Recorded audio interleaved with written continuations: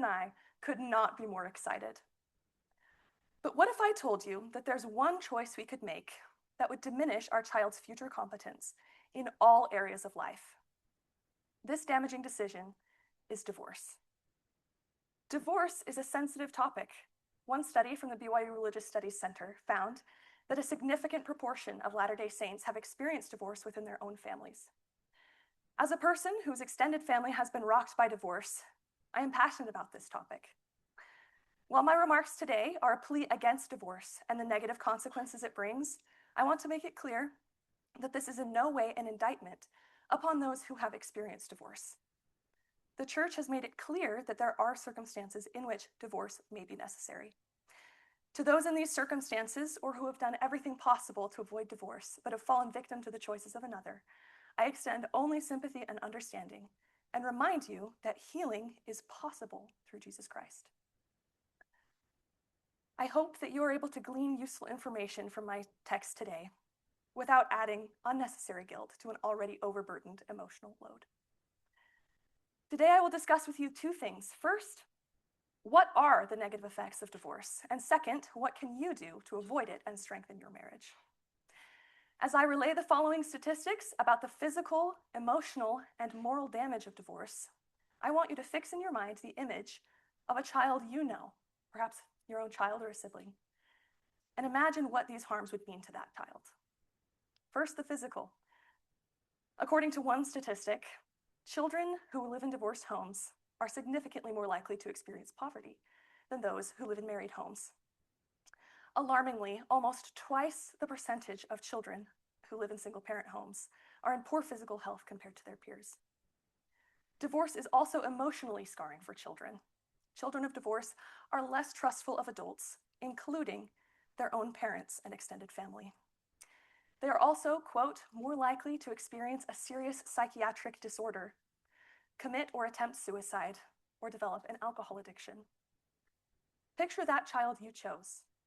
What lengths would you go to avoid these consequences for that child?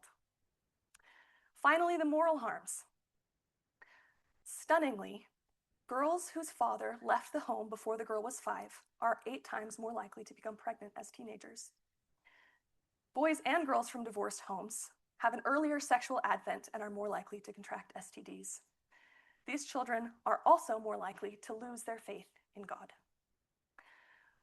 One important objection here is, well, what about the parents? Shouldn't we consider how divorce might be helpful or healing for them? As acknowledged, there are times, as acknowledged by the church, when divorce may be necessary, such as in cases of abuse or adultery. However, the literature is very clear that divorce is generally detrimental to adults. One study found that 1/3 of men and 1/2 of women remained very angry with their spouse years after divorce. Another study found that in only 10% of cases did both spouses feel they had achieved a happier life after divorce.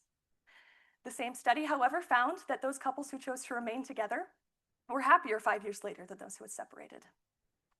Clearly, divorce is not the cure that many suffering spouses hope it will be. So what is the cure? What can you do? First, commit. One study shows that non-commitment is the #1 major contributing factor to divorce. Get married with the intention to stay married no matter what.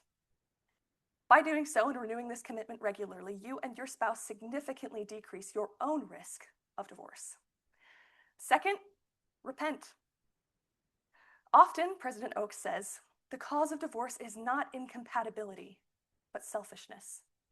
The first step is not separation, but reformation. Acknowledge your own faults in the marriage and seek to lean on Jesus Christ in order to better it. Finally, forgive. Forgive your spouse when he or she has wronged you, even wounded you deeply.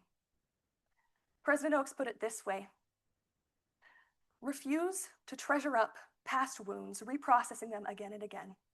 In a marriage relationship, festering is destructive. Forgiveness is divine. Commit, repent, forgive.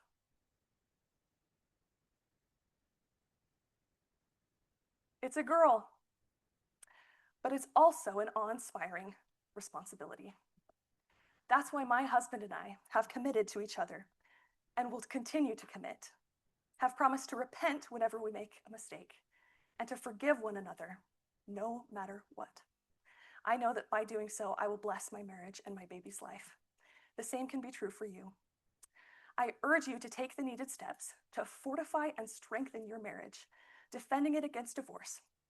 By so doing, you will bless your life, your family, your spouse, and your child.